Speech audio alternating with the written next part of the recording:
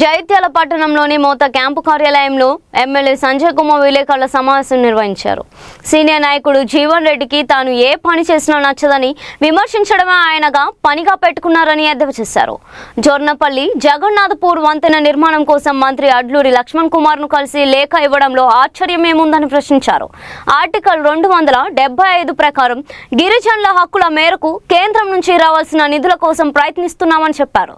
2014 వరకు ముందు కాంగ్రెస్ ప్రభుత్వం వంతెన నిర్మాణానికి నిధులు మంజూరు చేసినా పని పూర్తి కాలేదని విమర్శించారు. ప్రజల కోసం తాను మంత్రిని కలిస్తే తప్పేంటని సంజయ్ కుమార్ ప్రశ్నించారు. ఓటపల్లి జగన్నాథపూర్ బ్రిడ్జ్ కు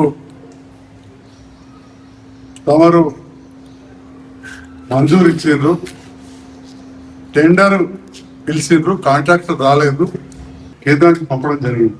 కానీ మంజూరు రాలేదు. రాష్ట్రాల నుంచి పంపినాం.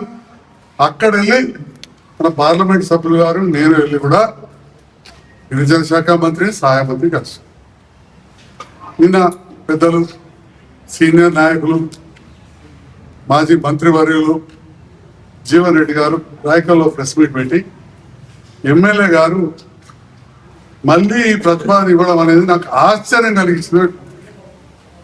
నేను ఇవ్వడం ఆశ్చర్య సంగతి ఏందో తెలియదు, కానీ ఒక్కటి మాత్రం ఆశ్చర్యపడే విషయాన్ని నేను మా పాత్రికేయ మిత్రులకు చెప్తాను. అది కూడా ఏదో చాటు ముచ్చట కాదు. 2014 కంటే ముందు సర్పంచ్గా బోర్లపల్లి ఉన్న మా శ్రీనివాస్ గారు, సీనియర్ నాయకులు వైసీపీగా ఉండ్రి, సోదరుడు రాజు గారు ఇక్కడ ఎంపీటీసీగా ఉండ్రి.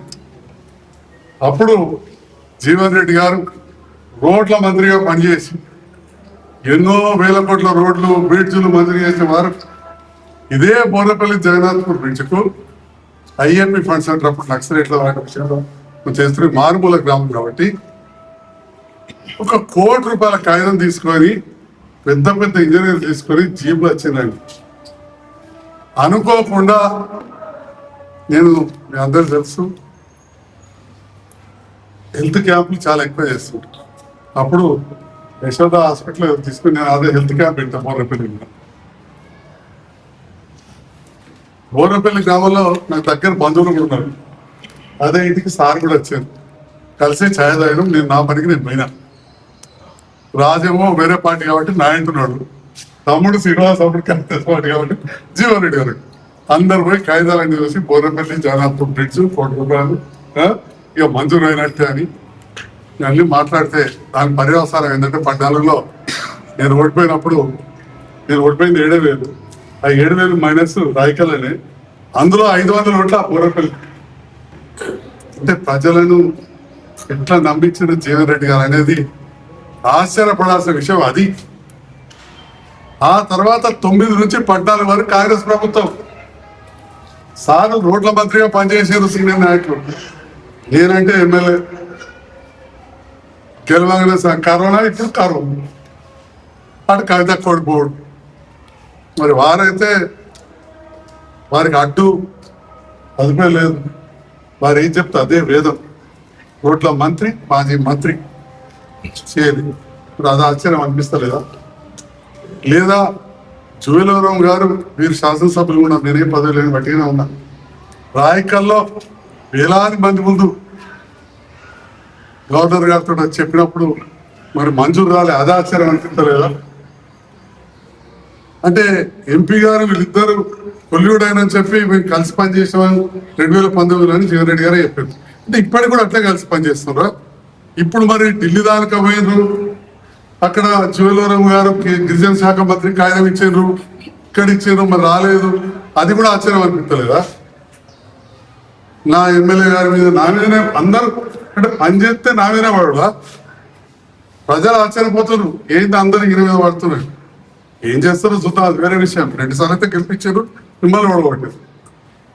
ఇవన్నీ ఆశ్చర్యపడే మీ చేసే పనులు, మీరు చేసే పనులకు ఆశ్చర్యానికి గురయ్యే మిమ్మల్ని ఆశ్చర్యపడేటట్టు చేశాడు. మీ ఓటమి మీకే అర్థం కాదంత గట్టి కూడా ఇచ్చారు. మాట్లాడుతున్నారు. నిన్న మాట్లాడేటప్పుడు మా పాత్రికేయ మిత్రులు మేము మీడియా ద్వారా జరిగినారు. జగిత్యాల పట్టణంలో పేద ప్రజల కోసం ఇల్లు నిర్మాణం బట్టి మరి ఆగిపోయింది. మరి అప్పుడు కాంట్రాక్టర్లు వచ్చారు, మరి మీరు ఎందుకు చేయించలేదు? నేను ఒక పెద్ద కాంట్రాక్టర్ని తీసుకొచ్చి 4,000 పేద కుటుంబాలు అంటే 20,000 మంది ఉండే విధంగా కట్టిస్తే వాళ్ళ పవర్ కాంట్రాక్టర్ తెచ్చుకొచ్చాడు. వాడు ఉదయ గౌరీశంకర్ ఇదే వాడు వీడు అని ఓకే, మీ భాష మీ ఇష్టం, నన్ను కూడా అన్నారు, అది వేరే ఇష్టం. వాడు ఉదయ గౌరీశంకర్ అని చెప్పి మాట్లాడాడు. నిన్న ఇంకా పోయిన వినాయక చవితి అప్పుడు వినాయక చవితి పండుగలు వస్తున్నాయి, గోవిందపల్లిలో రోడ్లు వేయాలని చెప్పి అక్కడ ప్రజలకు కొడితే టెండర్ కరెక్ట్ ఉందని చెప్పి లెటర్ ఆఫ్ యాక్సెప్టెన్స్ ఎల్ఓ ఇచ్చిండ్రు. ఓన్లీ అగ్రిమెంట్ కాకపోతే ఇదే ప్రెస్ మీట్ పెట్టి అరే రోడ్ ఎట్లా వేసిరా, గోవిందపల్లి అక్కడ రోడ్లు ఎట్లా వేసిరా, అక్కడ నందన్ భూషణ్ ఉన్నారు, మాడశంకర్ ఉన్నారు, అందరు ఇక్కడనే ఉన్నారు. నాకు ఆశ్చర్యం అవుతుంది, రోడ్ ఎట్లా వేసారు అని చెప్పి అన్నాడు. ఈ కాంట్రాక్టర్ అన్నారు. నిన్నేమన్నారు తెలుసా? సీనియర్ నాయకులు ఎమ్మెల్యే గారు మరి 2 సార్లు టెండర్ వేస్తే బోర్రపల్లి జగన్నాథ్పూర్ది కాంట్రాక్టర్ రాలేదు, మళ్ళా ఎస్ఎస్ఆర్ రేట్లు వస్తాయి, రివైజ్ ఎస్టిమేట్ అవుతుంది, అందరికి అర్థం కాదు, కాంట్రాక్టర్లకు అర్థమవుతుంది, లేకపోతే నాయకులకు అర్థమవుతుంది. మరి ఎమ్మెల్యే గారు ఎవరైనా తెలిసిన కాంట్రాక్టర్ తీసుకొచ్చి చేయించవచ్చు కదా అన్నారు. ఇది నాకైతే అత్యంత ఆశ్చర్యకరంగా. అప్పుడేమో తీసుకొస్తే వాడోడు వీడోడు పనిట్లా వేసిరు, నాకు ఆశ్చర్యం అవుతుంది అని వారేద్దాం. ఇప్పుడు నిన్న వారేద్దాం. వారికి తెలియదా? వారు మంత్రిగా ఉన్నప్పుడు సంతకాలు పెట్టి అన్ని రోడ్లు అన్ని బ్రిడ్జ్లు అయిపోయినాయి. వివిధ సమస్యలు ఎవరు ఎన్నో. గౌరవ మంత్రివర్యులు అట్లూరు లక్ష్మణ్ కుమార్ గారు పెట్టిన తొలి సంతకానే మర్చిపోయినారు అంటున్నారు. ఎక్కడ మర్చిపోయారా? తొలి సంతకం పెట్టిరు, టెండర్ పిలిచిరు, ఒకసారి కాకపోతే 2 సార్లు పిలిచిరు, రాలేదు. ఎన్నో పనులు ఉంటాయి. ఒక శాసనసభ్యులుగా నేను పోయి గుర్తు చేసిన, నిధులు ఉంటే మన దాంట్లో చేయండి, నిధులు తక్కువ ఉంటే కేంద్రం కూడా బాధ్యత ఉంది. ఎందుకంటే ప్రత్యేకంగా గుర్తు చేస్తా ఉన్నా, జగన్నాథ్పూర్ బోర్నపల్లి గ్రామాలు, జగన్నాథ్పూర్ గ్రామం పూర్తి స్థాయిలో గిరిజన గ్రామం. ఇక్కడే మా దేవన్పల్లి సర్పంచ్ గారు కూడా ఉన్నారు, వేదిక పైన ప్రసాద్ గారు ప్రెస్ మీట్ లో. అది కూడా అతిపెద్ద గిరిజన గ్రామం. 2 కూడా పిఎం జన్మన్ కింద గిరిజనులను అక్కడ ఉన్న వసతులు తీర్చడానికి గుర్తించబడ్డ ఏకైక గ్రామము మన నియోజకవర్గంలోని ఈ గ్రామం. ఉన్న అధికారులు అందరూ వచ్చి కాగితాలు రాసుకుని పోయింది.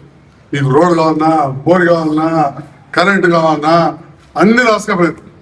సంవత్సరం అయిపోయింది, ఇదివరకు ఏమీ లేదు. మరి ఇవన్నీ సీనియర్ నాయకులు జీవన్ రెడ్డి గారు తెలియ, జీవన్ రెడ్డి గారికి డెఫినెట్ గా నేను చెప్తా ఉన్నా, ఇక వయసు ఎక్కువైంది కాబట్టి అది వేరే విషయం. సీనియర్ రెడ్డి గారు నాకంటే ఎక్కువ అవగాహన ఉంటుందని నేను తప్పకుండా నేను ఇలా చెప్తాను. చాలా విషయాలు ఉంటుంది, వైద్య విషయాలు నాకు కొంత ఎక్కువ ఉండొచ్చు, ఎందుకంటే వారు ఒక సమితి ప్రెసిడెంట్గా, మంత్రులుగా, ఎమ్మెల్సీగా, మాజీ మంత్రిగా, ఇప్పుడు గతంలో ఉన్న అధికార పార్టీని 25 ఏళ్ళు తిట్టి వాళ్ళతో పనిచేస్తాం. 25 ఏళ్ళు ఎన్ని అన్నారో మరి అన్నీ తెలుసు. నిన్న అదే కాళేశ్వరం గురించి అక్కడ మాట్లాడింది. ఇంకా అదే కాళేశ్వరం అండుగా కేసీఆర్ వృద్ధి చేయాలి, సిబిఐ ఎంక్వైరీ చేయాలి, దోసుకుంటున్నాడు ప్రభుత్వాన్ని, ఇవన్నీ అన్నారు. మళ్ళీ ఇప్పుడు ఇట్లా మాట్లాడు. ఏదేమైనా